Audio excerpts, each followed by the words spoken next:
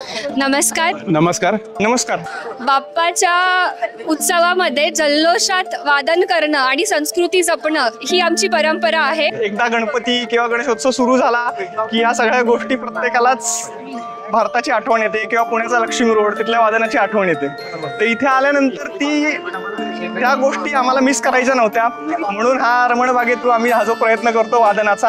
आता I think ह्या इव्हेंटसाठी म्हणजे ह्या सीझनसाठीच आम्ही गेले 5-6 महिने करतोय दर वीकेंड प्रॅक्टिस. जमेल तसं शनिवारी.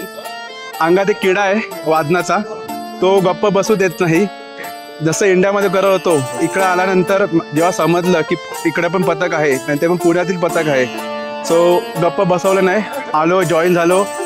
आज इतनी बड़ी संख्या में लोग हमारे साथ Orleansplatz right in the heart of Munich आए हैं और 79th इंडिपेंडेंस डे मना रहे हैं. That shows the love which Indians in Germany have for our country.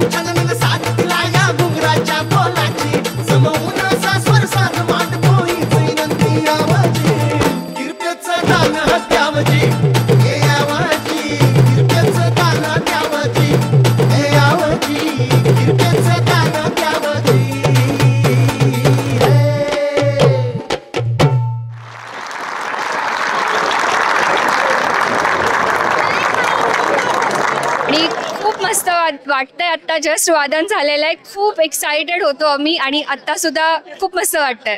इथे थोडासा नर्वसनेस होता, पण एक्साइटमेंट पण इथे खूप जास्ती होती, कारण एवढे लोक बघायला आलेले.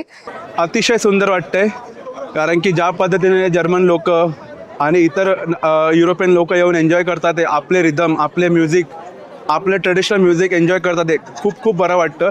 त्यांच्या तोंडावरील आनंद बघून आम्हाला सुद्धा अजून एनर्जी येते आणि आम्ही अजून जोराने वाजवत असतो.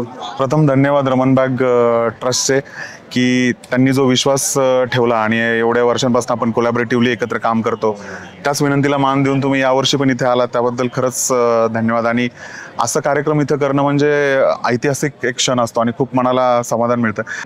मला आता जर्मनीमध्ये बराच टाईम झाला तसा, पण तू जसं बोललास की कम्युनिटी ही थोडी विखुरलेली असते आणि प्रत्येक एक रिजनल ग्रुपचे वेगवेगळे कार्यक्रम चालू असतात, तर असे सगळे लोक एकत्र आणणं त्यासाठी जो प्लॅटफॉर्म आहे तो म्हणजे ढोल ताशा. Yes, definitely. धन्यवाद. थँक्यू.